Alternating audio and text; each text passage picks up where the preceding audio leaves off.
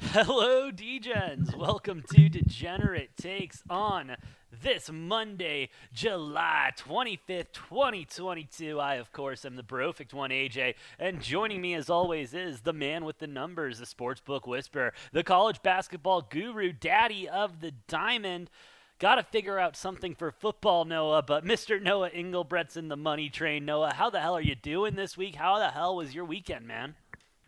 Fantastic. It was great weekend out at TPC Twin Cities. Oh, hell yeah, Get brother. to watch some exciting golf, so can't complain about that. No. And yeah, I know it sucks to be back to the daily grind of things, but wish I could just be out on the course watching golf forever. Noah, I am with you. I'm so jealous that you got to go this weekend to the 3M Open. That was an exciting tournament. We will get to that in a little bit, but Noah, I I already went on my rant a couple days ago. You can catch that video. It should be floating around somewhere here. But I've already gone on my rant. I want to get your point of view, though, Noah, because the Arizona Cardinals are the first NFL team ever to sign a child to a multi year extension before his extension was even up. Kyler Murray with $230.5 million, making him the highest paid quarterback in the league. 160 of that guaranteed, not going to get that full 230.5 in escrow like Deshaun Watson did. But Noah, I'm disgusted with this. You texted me and I told you I was already crying and banging my head against the wall because Kyler hasn't shown us anything. And I will say it's nice to see that the Arizona Cardinals kind of have the same concerns I do. Coming out today that you pointed out, thank you, Noah, put out by Ian Rappaport of the homework clause that is now in Kyler Murray's contract, essentially stating that he has to study for 40, what was it, 4 hours a week? I don't remember what the details were. I didn't look that deep into it. I just thought it was hilarious they put in a homework clause and people making fun of it and stuff. One of the best tweets I saw was something to do with like no playing video games till your homework's done. But I mean, that's a legit concern with him as he is a member of FaZe Clan and everything. We were making the joke last year. Kyler Murray was staying up too much on home games to play video games with his buddies, and that's why they had a better road schedule because Kyler didn't have his system there with him. I'm still flabbergasted by this deal, Noah. I've been sitting with this deal for a long time now. I've been looking at it. I've been thinking about our offense. I've been thinking about what Kyler Murray has done for us. I went back and I watched the Hail Murray to D Hop to end out that game. But besides that, Noah, I could just kept seeing the same three highlights over and over again. The D Hop throw, the Hail Murray, the him scrambling and breaking some linebackers' ankles, and then him just like running back and forth from the field, avoiding a block and still getting a pass off. Yeah, not good enough for me, bro. I'm still really sick of this trade and I hate it. But Noah, what are your thoughts on this Kyler Murray deal? Do you think this had to get done this year? Could they have waited another year? And do you think ultimately this is the best decision the Arizona Cardinals could have made? Uh, Decision wise, I don't hate it. What I hate is the amount of money. Yeah. Like, Oh yeah. uh, I don't think it was a bad idea to pay the man and extend him if I'm the Cardinals. However, making him the second highest paid quarterback, paying him more than Deshaun, more than Patrick Mahomes, more than Josh Allen, like that's kind of ridiculous. He's not good enough to warrant not like second highest paid player in the entire league type of money. But here we are, and it happened. And the biggest takeaway for me with this is that's going to open the door, and the Ravens. Their price tag on Lamar Jackson just got a hell of a lot higher Oh than if yeah. they had worked out a deal, before this contract And I do with want to get Kyler into Murray. Lamar Jackson in a minute here. But Noah, I mean, with all the quarterbacks that have been available this offseason and all the quarterbacks that will be available next season, not to mention one of the better college drafts for quarterbacks we will see in a while, um, I feel like the Cardinals could have waited. He still had another year left on his deal. He's a running quarterback who hasn't won any playoff games, hasn't won an MVP, hasn't done jack squat, and here they are paying him. Why do you think this got done so fast when in reality they could have kicked the can down the road a little bit and just saved themselves some of this and wait to see if he can win a playoff game or something like that. Let's wait to see if he can finish a season strong because as of right now, as a Cardinals fan, I am just seeing 160 million guaranteed that we probably won't get a return on investment. Yeah, I mean, there's multiple sides to it. Obviously, Kyler being a crybaby and threatening to hold out and not play if he didn't get a contract extension worked out. Cardinals organization is not the greatest run organization. It's not the worst, but it's not. It's not a completely tight ship there. And the Cardinals kind of have a history of making some poor management decisions, and we'll see if this ends up being another one of those or not. However, yeah, my only big problem with it is the price tag. Way too much money for an unproven quarterback, in my opinion. But that completes the big three for the Cardinals getting re-signed and extended, that being Keim, Kingsbury, and now Murray. So the Cardinals are stuck with those three for a while now, and we'll see if if it pays off. Because let me tell you, I'm a little bit scared at this point. But Noah, you mentioned it a little bit earlier, so we got to talk about it. I think Lamar Action Jackson out here getting some hate in the media recently. A defensive coordinator anonymously said to the media, Lamar is never going to be a QB1. He's just not that good. This on top of the fact that he is still going through negotiations with the Ravens. They are set to start training camp tomorrow, I believe, along with 28 other teams. But what's going on with Lamar Jackson, Noah? I mean, you and I are probably the biggest proponents for Lamar Action Jackson on the YouTube or on any sports media show for that matter. We both understand that he is going to get a Brinks truck and a half backed up to his door. He is going to probably blow that Kyler Murray deal out of the water. Do you think we'll... Oh, he has to. But he's not rushing it. He is not rushing it. He reportedly hasn't even really talked to the Ravens about it yet. Do you think we could just wait and see, go on another MVP caliber run here, make it to the playoffs, and wait until he can get as much money as humanly possible from this team? Yeah, I mean, the Ravens have been the ones who are really trying to get this deal done. Lamar is certainly taking his time with it. Obviously, Lamar mainly representing himself, does one of the few players that doesn't have an agent. It's mainly him and his mom doing all the representation for him. And yeah, I think obviously he was holding out and not rushing that deal to get done, betting on himself. But I think now is the perfect time, because if I'm Lamar, I'm saying, hey, I'm better than Kyler Murray. I've accomplished more than Kyler Murray has. So pay me more than Kyler Murray. And I would not be surprised to see Lamar getting a contract ultimately from the Ravens that will make him the highest paid player in the league for the time being. Yeah, no, absolutely. And I think, excuse me. Sorry, go ahead. I was going to say, I think he slightly eclipses Aaron Rodgers' $50 million a year. I could see that. And honestly, Noah, he deserves it. This man, like Lamar Jackson, is something else when you see him on the field. He is a game changer that does win football games even when his best players are out. I mean, let's go back to last year. They were still above 500, and they didn't have a running back. All their running backs were injured. They were all in the same hospital on the same day. I mean, and so Lamar Jackson... the receivers suck too. Yeah. And so, I mean, Kyler Murray had all of his toys available last year and shit the bed, in my opinion. And here was Lamar Jackson with literally nothing to play with as a child. And here he is, and going to get more money. He's a better quarterback than Kyler all up, and he deserves a shit ton more money. I don't get it. I mean, at this point, the Ravens are going to have to pay through the nose with the Deshaun and Kyler deal coming out, especially since Kyler is going to be the closest comp that we have in quarterback ratings, because there's no other quarterback like Lamar, and there's no other quarterback like Kyler.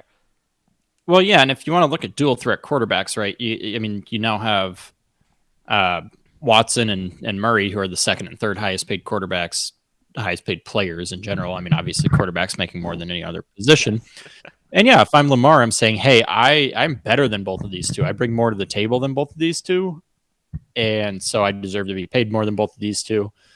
And yeah, that's why I would not be surprised to see Lamar get something in the 50 to 55 million a year range. No, absolutely. And sorry, go ahead. I was going to say, it's just funny. Mahomes, I'm thinking more and more about Mahomes' contract and how much of an idiot he was to sign that for 10 years, because now the quarterback market is elevating. Quarterbacks are getting paid higher. And I mean, granted, he could work out a restructure in there at some point, but I mean, he might be stuck at that 45 million, which at the time made him the highest paid player in the league, but he might be stuck there for the entirety of his contract.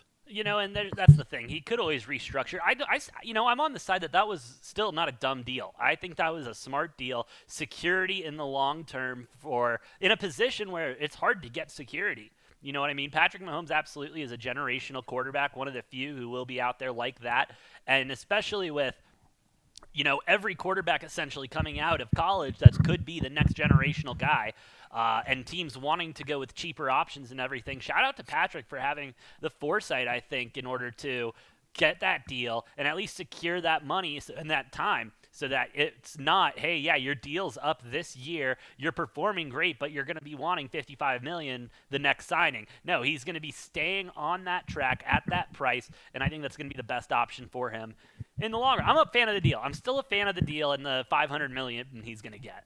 Still a $500 million. Yeah, I mean it's funny too though. Like you look at someone like Kirk Cousins, who's now I think made like a total of like 335 or a little over 335 million in his career by just playing under the franchise tag for a bunch of Yeah. years and continuously signing like 1 or 2 year deals. Um, yeah, and obviously there's more to it than money, but I just think that's funny that Kirk Cousins is just finagled his way into like being, I think, like the 8th highest paid NFL player of all time. Hey, shout out Kirk Cousins keeping it moving. Um, Noah, anything else to say though on the NFL right now? Any of the quarterback situations or anything? Uh, it'll be interesting. The craziest thing I saw was them talking about in Carolina a quarterback battle between Sam Darnold and Baker Mayfield. I'm like, come on, there's no battle here. Well, theoretically speaking, though, there could be. I mean, you're paying Baker Mayfield like what 10? Not even 10 mil. You're paying him 3 mil because the what's it called? The Brownies are picking up 10 of the mil, and so then you're paying Sam Darnold 19. I mean, money talks, and money says Sam Darnold's the starter. I mean, just because of how much money they have invested in him. I think it'll actually be a battle. I think Baker will walk away with the battle easy, but it probably will be a competition. Yeah, this to me, I mean, Matt Rule coming out and saying that, I think he's just trying to do anything he can to save his ass at this point. Oh yeah. My guess is Panthers are going to have a bad season. Rule's going to be fired, so And Matt it Rule, it even doesn't really matter what happens. no, and Matt Rule, even though you will get fired at the end of this season, sorry to hear about it, but please, you got to give us Baker versus the Brownies week 1. If you don't, you should be fired on the spot. You literally can't write movies half this good, bro. Please give it to us. We deserve it for week 1. It's been so many months without football. We deserve that type of a story to go into the week. Oh, yeah, going into week 1. Sorry to cut you off there, AJ. It just dawned on me that I don't think we've talked about the fact that the Niners have officially come out and said they will entertain offers for Jimmy Garoppolo, About time. and they gave him and his agent permission to seek trade offers. That's It's what it was. bro, it's about time. I mean, what were we waiting for? I mean, yeah, sure, you want to go off and say like, "Oh, his arm wasn't healthy. We wanted to make sure all of this blah blah blah." Yeah, fine. But I mean, at least from the outside looking in, I think we kind of knew Trey Lance was going to be the starter at the beginning of this season. And so I don't understand why they kind of put him in this position where they have to either take a shitty trade or cut him so they don't take a 20 million hit and then he goes and signs with Seattle. Yeah, I think that's the thing they don't want, though, is they No. don't want him to go to a division rival in Seattle. However, I think even though this has happened, I think he still stays with San Francisco. Wow. Um, I think the only scenario I see with them trading him, because the Niners are going to be asking a way too high of a return for Jimmy Garoppolo. The only way that the trade ends up happening with him is if somebody's starting quarterback goes down in preseason or early on in the year, and then I could see a trade for Jimmy Garoppolo because just out of need. I don't think otherwise there's no real good trade components for that, right? Other than Seattle, and San Francisco's not going to trade him directly to a division opponent. Yeah, absolutely. But with that being said, Noah, how are they going to pay Debo? Debo's still on their books. He's still looking to get paid. And from everything that I'm looking at with the cap situation for the Niners, that 20 mil that Jimmy G is going to hold up should be going to Debo if they still want to keep Debo. And I mean, they obviously want to keep Debo. And, he does have another year on the deal, rookie deal and everything before he could hit free agency and stuff and maybe work out a deal. However, if Jimmy G is Oh, gone he's and they can get walking. rid of that, you think he's done? You think Debo is I done? I He think showed up he's to pissed camp. off. I to not get fined. Yeah. I mean, it's like $50,000 a day if you don't show up. That I mean, even making as much money as they do, that's still No, yeah, you don't want to absolutely. pay that if you can avoid it. I think he's gonna play out the season. He's gonna be pissed. I think San Francisco's really rubbed him the wrong way, so I think he's gonna play out his contract, even if they offer him, a whole Brinks truck for a multi-year extension. I think he plays out this year and then goes and gets paid in free agency somewhere else and goes somewhere that he wants to go. Has complete control over his own landing spot and destiny. I think Debo is done with San Francisco. He's done with the 49ers. They completely fumbled the bag on handling that situation with Oh, how valuable of absolutely. a player he is. No, 100%. You're not going to see another guy like Debo in the works for a long, long time. Uh, yeah, they effed that one up. And as an Arizona Cardinals fan, I love to see my division rivals continue to suck and do bad. Shout out to Seattle for not having a quarterback currently. We'll continue to follow that. But Noah, before we call it a wraps on football, I do want to talk a little college ball. We got college ball coming up here before we know it. And with that comes the NCAA handing out infractions yet again. This one involving Tennessee Volunteers as they get 18 level 1 infractions from the NCAA, which is the highest you can go in case you were wondering. These have to do with Jeremy Pruitt's time there and mostly during COVID-19 recruiting, where he reportedly had many different recruits and their families come out for fishing trips, salon visits, everything in between, totaling of, I believe, about $25,000 that he actually handed like cash to recruit, cash to family at about $25,000. The whole thing totaling a little bit over $150,000 when you go with trips and everything like that. It looks like the Volunteers. That's What? I was just gonna say that's it. I mean, $150,000, man. That's small potatoes. No, That's no, no, no. Absolutely. This was during the that's dead drops in a period, big though. bucket. It was Right. during the dead period of COVID-19 when they said you could not recruit, you cannot talk to recruits, and they were just spending all this money bringing them in and going on these trips. I mean, who cares? Noah, who gives a shit? I mean, this is stuff that we know has been happening for a long time in college sports, regardless of it. That's why NIL is a thing now and everything. I understand that it happened when it happened, but Pruitt's not even there anymore. This is just going to affect the Volunteers negatively for the years to come for no reason. For no reason, for stuff that's now legal. I get it was in the past, but I just think this is the NCAA completely screwing the pooch yet again. What are your thoughts, Noah, if any, on this? Well, it's I mean, it's the same thing that was going on with Arizona State.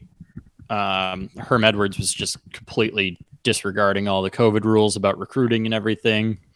Having recruits come visit, he was staying in recruits' homes, all this other shit. Um, and obviously, Arizona State football taking a complete nosedive right now. Tennessee probably going to do the same thing. Both of them were kind of in the same boat, pretty mediocre year after year after year. Maybe a couple good flashes, and I would expect we see something similar and see a bunch of recruits and everything leave. Yeah. But I mean, it's not. It's not even like a notable program. Tennessee hasn't done anything in football since Peyton Manning was there in the late '90s. And yeah, and I mean, that's kind of my thing with this. Like, obviously, Pruitt is trying to get the edge because they have been so bad for so long. However, I mean, even to go through all of this, have your name torn through the mud just to have 16 wins during your time there, I mean, that's shit. That's shit. I don't think the Yeah, Volunteers are going to be any better this year. We should do a college football power ranking soon, bro. yep, Yeah, we we'll get should. into that. We'll do that in the next couple of We got to weeks. get.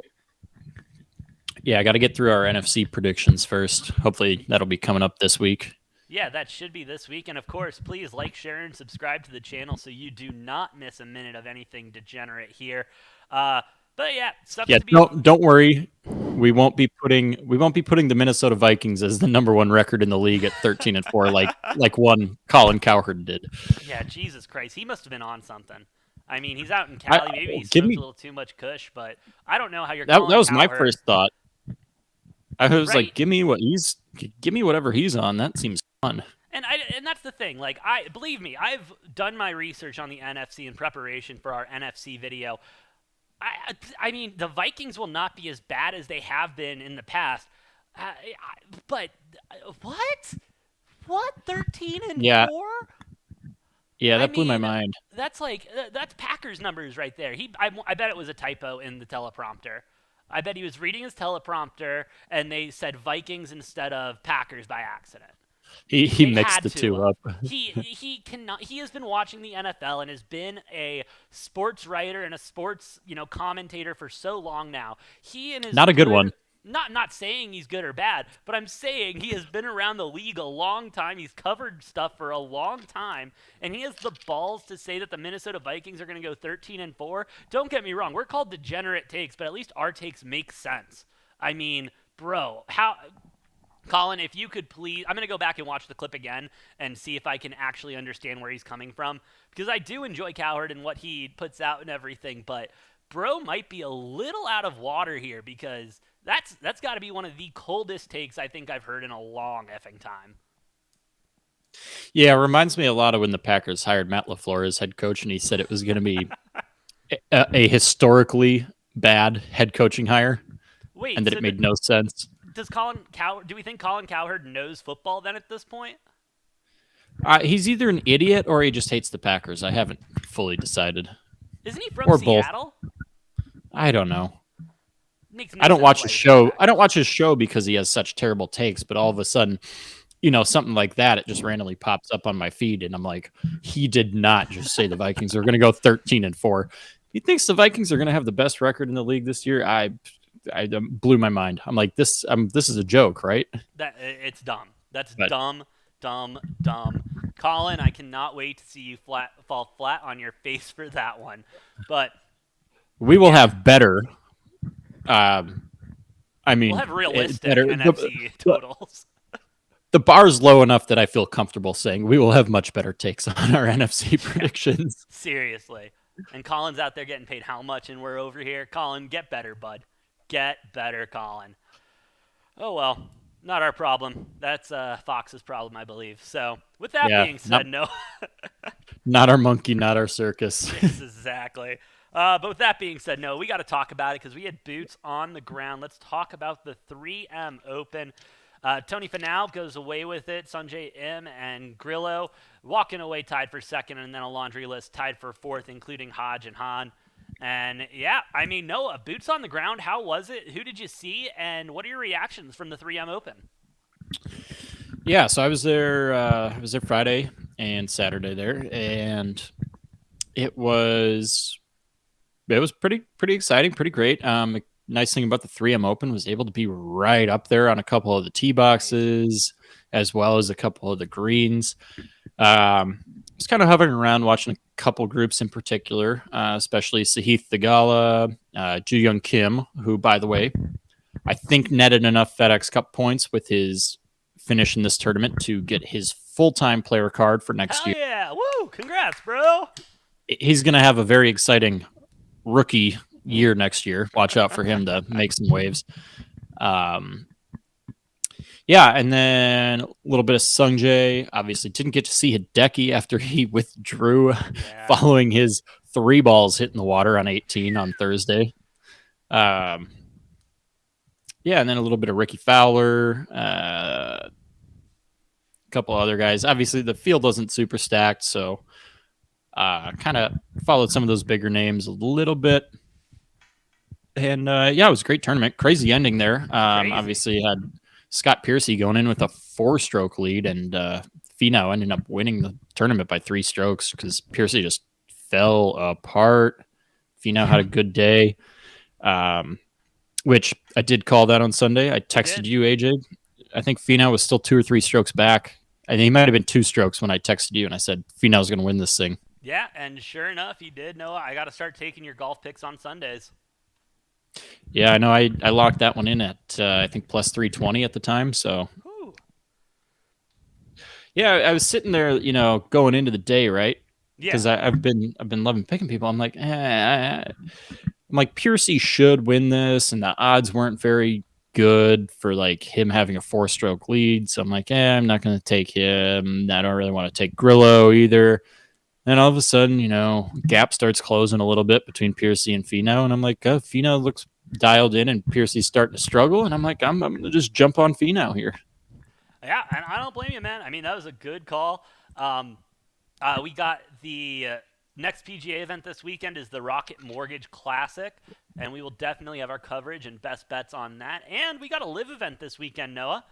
We got a live golf event in Who Bedminster, cares? Trump National Golf Course. I care a little bit. It gets us good views on the YouTube, so I care about the live. But Okay.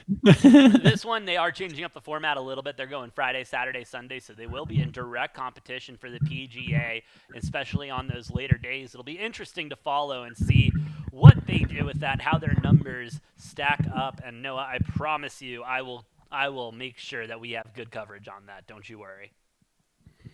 Okay. Well, I've heard, and I'm sure they'll get it figured out, but I've heard the live events have been very hard to like find streaming or like where to watch those. Well, that's because they're only on YouTube. And okay, that and they're a explains professional league, and so the last place anyone would expect anything would be YouTube. Yeah. Okay. Yeah. That makes a lot more sense. Whole other conversation we can get into at a later time. Yeah. Anything else on golf or anything right now before we get into our last story of the day? No, I don't think so. Rocket Mortgage next week, you said? Yes, sir. Yeah, that'll be exciting. I've seen there's a couple big names that are supposed to be in that field, so looking forward to that. Obviously, we'll probably take a more in-depth dive on that Wednesday. Oh, absolutely. Prior to the tournament, as we're coming down the stretch, FedEx Cup standings getting real close. Who's in the lead right now? Oh, still Scheffler's untouchable. He's so far ahead. I mean, Scheffler is like 1,200 points ahead of Cam Smith for first. Oh, fair. And then there's only, I think there's only like 3 tournaments left, or maybe 4 until the playoffs. So Cam Smith would literally need to win like all 4 of those or 3 of those. Oh, absolutely. And Scheffler would have to not play in any of those. Right. Essentially. But yeah, you got Scheffler, Smith, and Burns in your top 3, Schauffele and McIlroy to round out your top 5. I mean, this is going to be a good field going into the playoffs. No, I can honestly say this is probably the most excited I've been about playoff golf in a while. Yeah, the interesting thing's going to be like the 7 to like 20 range. A lot could move. A lot of parts could move there. JT sitting at 7, and you got Hideki, Zalatoris, Fitzpatrick. And then, a couple other big names, Homa, Spieth, Cameron Young, Sung J M, John Rahm, Tom Hoagie, Finau, Billy Horschel, Hovland, Gooch, and then down to even Joaquin Niemann. So there could be a lot of movement there. Could see a couple guys potentially sneak into that top 10. So it'll be interesting to keep an eye on some of these last couple events. Absolutely. And Noah, we definitely will keep a close eye on all of them. Again, follow the channel for all of your degenerate golf information and takes. Noah, let's go into something. It's our least exciting thing to talk about, the thing we least like talking about on the show. However, I mean, it still kind of involves the Phoenix Suns, and of course, I'm talking about Kevin Durant. However, now being talked about going to the Boston Celtics with Jaylen Brown possibly being included in the trade. I mean, Noah, we're going into 4 weeks now of this KD drama and everything like that, him wanting out, him not being able to find a good trade partner, that the Nets will accept anything. I'm still on the team that he is not going to move before January. But, Noah, what do you think about KD to the Celtics, and do you think Jaylen Brown is enough to compensate for that? Well, the Celtics offered a package for KD that the Nets then gave a counteroffer. So the Celtics offered, I think, Jaylen Brown, some like picks and pick swaps, and that might have been just about it. The Nets came back and said they want Marcus Smart, Jaylen Brown, and picks. So if you're the Celtics, it's like, do you blow up like your whole starting five just That to just have made it to the finals. right that just made it to the finals and had a 2-1 lead in the finals before Steph Curry had the game of his life to tie it up to 2-2, and then I mean that very well could have been a 3-1 Celtics lead there in the finals, and then Yes. Warriors weren't going to rattle off 3 wins in a row after that. So the Celtics were like, if Steph Curry didn't have the game of his career in that game 4, I think the Celtics would have won the finals. And then so it's interesting you have a team that was that close to winning a championship, and they're talking about kind of blowing up some of that starting five and like future picks and everything just to bring in KD. Not to say that they wouldn't be better with KD, but I don't know. It's just you got Marcus Smart, who's Defensive Player of the Year, and then Jaylen Brown, who's an All-Star. Like it's a heavy load, a heavy haul there. I don't know if Boston's going to be willing to give up what the Nets are asking for. Yeah.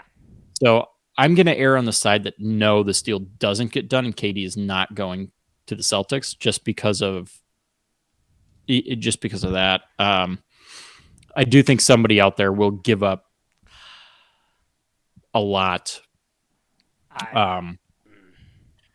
Yeah, I mean, tough for the Suns now. They're a little bit handcuffed with that Ayton deal, especially because Ayton is allowed to veto any trade that includes him.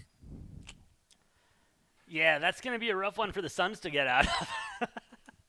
I mean, and the Suns had to, though. The Suns had to, because if they didn't have DA, first of all, they wouldn't have a horse in the Kevin Durant race, because you're going to need DA as part of any package that you put together. The January and the being able to veto a trade does hurt him. However, I don't think it's going to completely handicap the Suns. I do think KD still will be a Phoenix Sun. I just don't think it's going to be before the All-Star break. Or if it is before the All-Star break, it'll be right before the All-Star break and trade deadline. If any deal gets out, the price they want is too high right now. DeAndre Ayton's going to come out and put up great points and great numbers as the starter with his new max deal, really playing for something. We're making himself worth a contract, which I'm not sure he is worth. However, I'm a Suns fan. I'll roll the dice, I guess. I don't know, bro. Yeah, the problem for the Suns is the Nets don't have a ton of interest in DeAndre Ayton. They want Booker. Yeah, and that ain't happening no matter what. Booker They is that want franchise. they want Booker, and now, like if you're the Suns, you can save a lot of your good role players if you're giving up Booker, but then you're giving up Devin Booker. Still wouldn't be the worst thing in the world. I mean, I guess if you're hypothetically you give up Booker and then maybe like Cam Johnson or campaign, but I think if you're succumbing to giving up Booker for KD, you're keeping Cam Johnson for sure. Oh, yeah.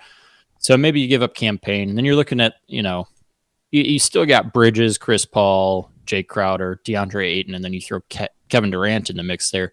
That's still probably a championship caliber team. I mean, it's no shade to Devin Booker at all, but KD is obviously as good as Booker is. KD's an upgrade.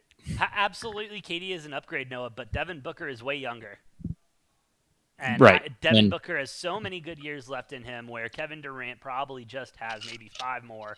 I mean, if I'm the Suns, but he's only got 4 years on his contract, so that doesn't matter if he's got all you need is 4 years out of him. Yeah, absolutely. But you trade away Devin Booker, then you're left to try to find another star young guy. And you already got that in Devin Booker. And this is the thing with Arizona sports. We are great at alienating our star players and everything. The Cardinals seem to be the outlier in this, but it wouldn't shock me to see the Suns end up doing something and trading away Devin Booker for KD like that. I mean, unfortunately, just as an Arizona fan, I've become so jaded. It just seems like that's the way it's going to go. But yeah, I can say though, I think whoever does end up getting Kevin Durant in the trade, they're going to have to sell their future. So yes, yeah, it will be, I think, some sort of contender who's going to end up making this deal, because they're not going to send KD to some shitty team, even though the Nets are the only ones who it matters if they say yes or no. Because if you're a shitty team, you're not trading for Kevin Durant when he's going to be Oh pissed God, off and he's just going to ask for another trade immediately. no, yeah, you're not going to do that. That's a bad There's call. that. That's just pointless. You don't want a disgruntled KD immediately when he walks through the fucking door. No, you at least want to That's wait a just year before you do that, and then sign him to another max deal. yeah. So that's just stupid. It'll be somebody who's a decent contender. I think there's probably realistically maybe 5 or 6 horses in this race. Suns being one of them. Celtics, yes, but I don't think it ends up happening. Um, yeah, potentially the Jazz if they decide not to move on from Donovan Mitchell. But I don't know if they have enough capital to work that out. I wouldn't be surprised if we're going to see some really fucking complex, like more than just a 3-way trade. If we don't see a 4-way, if not even a 5-way trade to somehow make all the pieces fit, because this is going to be a hard deal to get done. And likely if it happens and he goes to the Suns will be getting KD, probably giving up a lot of other resources Oh to, yeah. multiple different parties in order to bring KD in. So it's a high price to pay. I still do think, and what I've said for a while now, AJ, is Chris Paul, Devin Booker, KD. That's all you need. It doesn't matter who else is on the team. Noah, I'm with you still. I really hope we get him and don't have to give up the farm for it. Unless it's our bench. Take our entire bench and a couple first rounders. We're fine with that. Give us KD. But with that being said, Noah, you got anything else to say to the Degens today before we sign off? Uh, hey man, college football right around the fucking corner. I'm excited. NFL shortly after that. What do we got? Like 4 weeks until college football? Yeah, 4 weeks till college football, week 0, and then 5 weeks until actual kickoff, Ooh. baby. Oh yeah. Oh, Oh it's my god, coming. that's We that's right will around the corner. I We love it. do have a big announcement coming out regarding college football that we will be releasing later this month, or later next month. Excuse me. I forgot that it's already the end of July. This month has moved fast. But yeah, big announcement, so stay tuned. And again, thank you so much for listening, watching. Please like, share, and subscribe down below. Help us fight that YouTube algorithm. And hey, we also got merch now, so that link's in the description down below. Go buy some merch. And follow us on the Twitter. Follow that guy, at Engel Money Train for all of your best sports picks and locks for the day. Follow him also at N_Engelbretson. Noah, how is the Money Train doing lately? Pretty decent. I think just ripped off 9-2 MLB day yesterday or something. Woo-wee. Either yesterday or the day before. Yeah, it There was. you go, Noah. That's how you Yeah, do it. That's why you follow the Money Train. yeah. Other sports are hit or miss, but MLB's been consistently week by week, month by month, pretty plus units, plus money. So Hell yeah, bro. Love to hear that. You can also follow me on Twitter at Brofect1. I give out some gambling picks every once in a while, but they're the obscure sports like lacrosse, MMA, soccer. Just random shit that I find to bet on. But follow me on Twitter for all those picks. Follow the show at Degenerate Takes. With that being said, thanks for watching the Weekend Update. I've been the Brofect1 AJ. That's been the Money Train Noah. And we'll see you next time on Degenerate Takes.